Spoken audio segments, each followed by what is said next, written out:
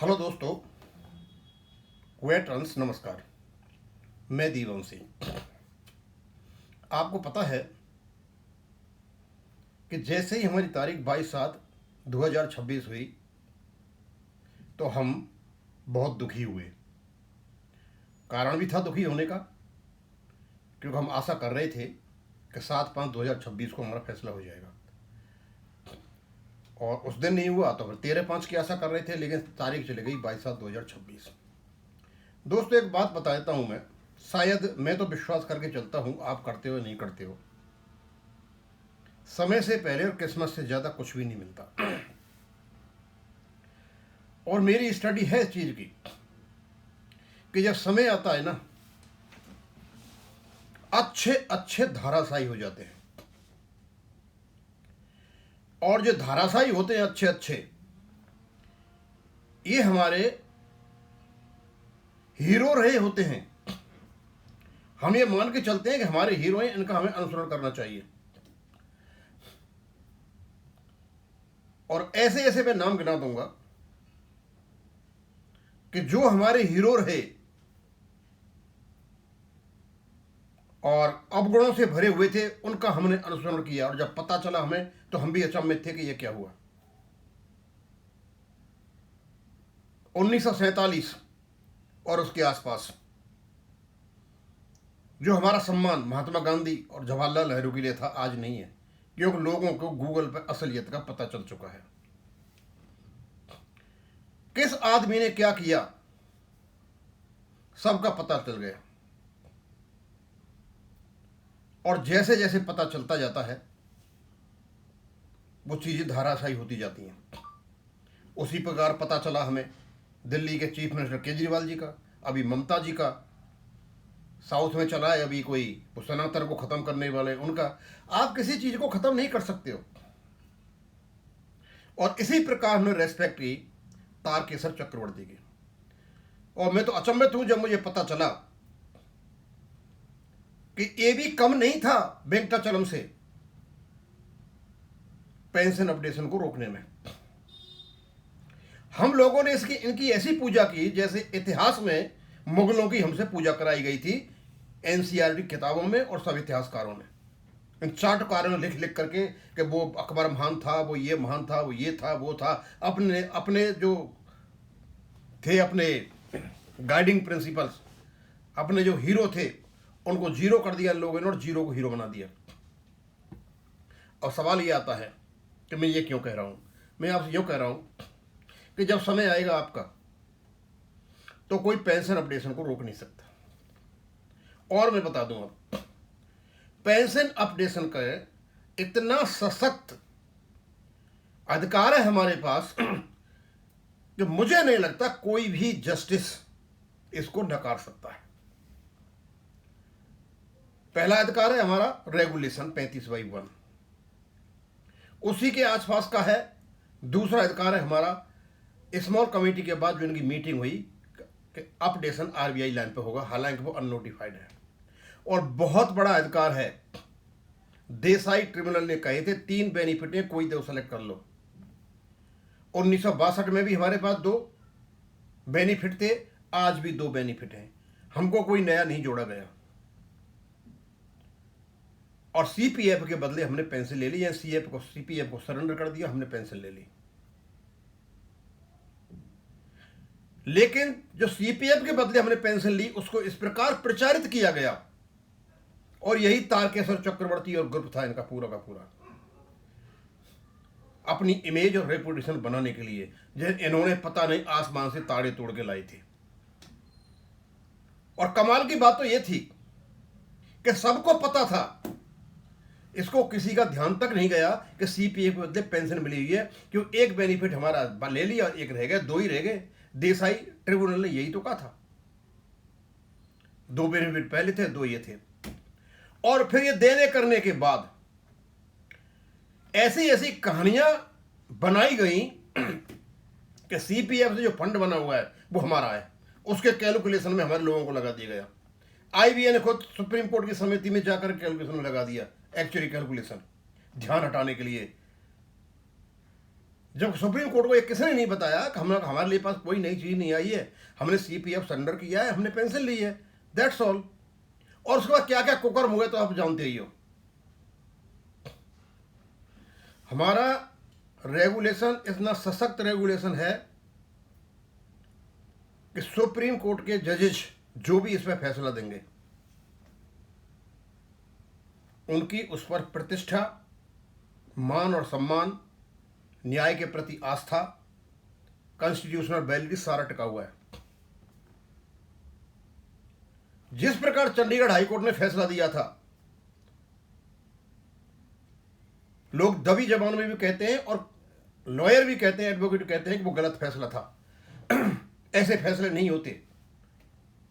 Total legal principles की अवहेलना थी, total doctrine of colourful interpretation.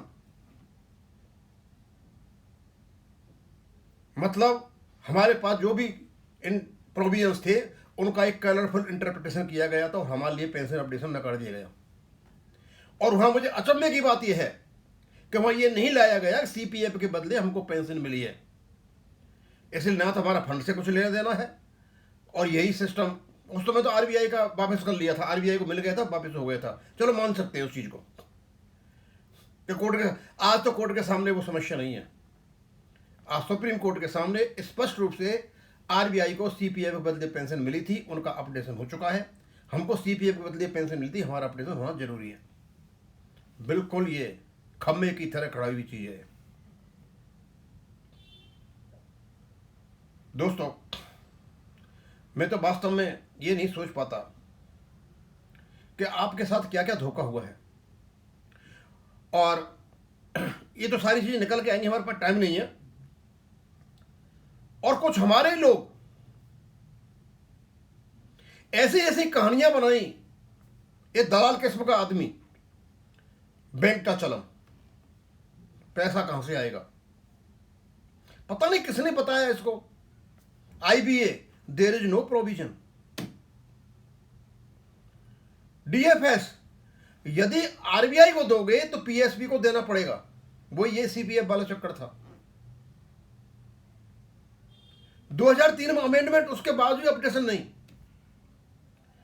इतने इतने सशक्त प्रोविजन होने के बावजूद भी अपडेशन नहीं हो रहा। और दूसरा बात, supreme court pension deferred wages, हमारा राइट है, बाउंड्री नहीं है। डीएस नकरा का केस और 2015 में 1123 नंबर का केस सुप्रीम कोर्ट का। इतने इतने मजबूत किस्म के जुडिशियल प्रेसिडेंट्स हैं। अब मुझे पता नहीं एग्जीक्यूटिव क्या करता है और क्यों मतलब लोगों को सोशल वेलफेयर के नाम पे इधर लगाता है। 1972 में पेमेंट ऑफ ग्रेच्युटी एक्ट आता है और भारत सरकार ये मान के चलती है कि वो एक सोशल लेजिस्लेशन है और एसबीआई को ऑटोमेटिक बिल्ली के भाग से छीका टूटा तीसरा बेनिफिट मिल जाता है। भैया, तो पेंशन का अपडेशन क्या सोशल लेजिस्लेशन नहीं है? इसको क्यों नहीं दे रहे हो आप? 365 दिन का स्केल 4 से लेकर के लास्ट तक आप पीएलआई दोगे?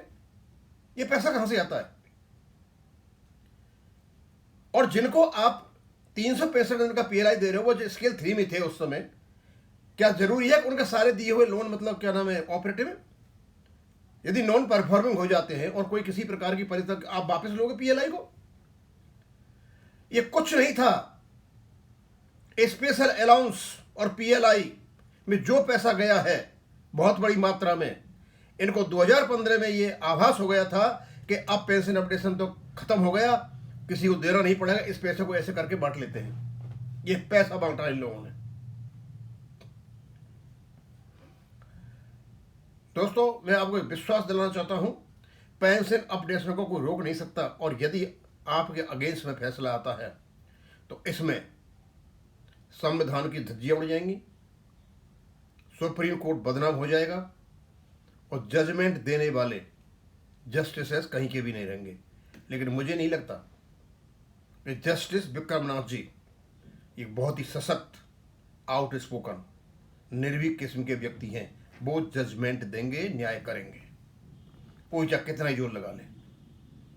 इस केस को इसलिए रोका जा रहा है कि एक ऐसे जज के हाथ पड़ गया है ये केस कि वहाँ इनकी चल नहीं रही है, इधर उधर करने की इनकी कोशिश नहीं है। और मैंने देखा कुछ इडियट्स आकर के अभी वीडियो बनाना शुरू किए नए नए, वो फंड थ्योरी का रहे। बड़ी मुश्किल से इस फंड थ्योरी से पीछा छुड़ाया, अब तो लगभग छूट गया, लेकिन पीछा ही नहीं छोड़ रहे थे। मैंने यही पूछा, भैया ये बता दीजिए, जब आपको सीपीएफ के बदले पेंशन मिली है तो दो ही बेनिफिट थे ना आपके, सीपीएफ और ग्रेचुटी। तो सीपीएफ सरेंडर कर दिया, आपने पेंशन ले ली, तो सीपीएफ के पैसे से जो फंड बना वो आपका कैसे हुआ? आप तो पेंशन ले रहे हो ना, जब तक आप रहोगे, जिंदा रहोगे, पेंशन मिलती रहेगी, वो गवर्नमेंट की जिम्मेदारी है। अब उसमें पैसा है या नहीं है, क्या होगा क्या नहीं, वो गवर्नमेंट का काम है, आपका कैसे काम कैसे हो गया? That is not your duty. आपको पेंशन मिलती रहेगी और सारा कुछ प्रावधान है रेगुलेशन में। सब कुछ दरकिनार करते हुए साइड में इन लोगों ने, हमारे ही लोगों ने पेंशन रोका। और सबसे बड़ी बात, वो कहता है केशव चक्रवर्ती बड़े मानते, मुझे पता नहीं था चीजों का। सेंट्रल बैंक ऑफ इंडिया, उस समय सेक्रेटरी था वेंकटाचलम। अब मुझे पता नहीं चुनाव होता है कि नहीं होता है, लेकिन वो बना करके चले गए वेंकटाचलम को। और देखिए कैरेक्टर किस प्रकार का व्यक्ति का, जब तक डेथ नहीं हुई पद नहीं छोड़ा। और जेएन शुक्ला साहब से मुलाकात करते वक्त ये कहते हैं कि भाई आने वाले समय में, मतलब मरते वक्त भी ये कह गए आने वाले समय में तो स्वार्थी किस्म के लोग आकर के यूनियन में बैठ जाएंगे। अरे बना के तो आप ही गए थे वेंकटाचलम को, और वेंकटाचलम के बाद राम बाबू, तीनों के तीनों सेंट्रल बैंक ऑफ इंडिया से। अब मुझे समझ में नहीं आता भैया, दूसरी यूनियन बैंकों के आदमी क्या कर रहे हैं? अभी इनका 10 जून को इलेक्शन होना है, मुझे लगता है 29 तारीख तक हम बिजी हैं। उसके बाद हम यही प्रचार करेंगे कि जितने भी रिटायरीज बैठे हुए हैं वर्किंग यूनियंस में, इनको हटाया जाए और अपने लोग वहां पर बिठाए जाएं, जिससे कोई पारदर्शिता आए और कुछ रेस्पॉन्सिबिलिटी और अकाउंटेबिलिटी हो। ये लोग अकाउंटेबल नहीं है, ये केवल और केवल पैसे पे सांप की तरह बैठे हुए लोग हैं। अब यहीं खत्म करूंगा। थैंक यू, धन्यवाद।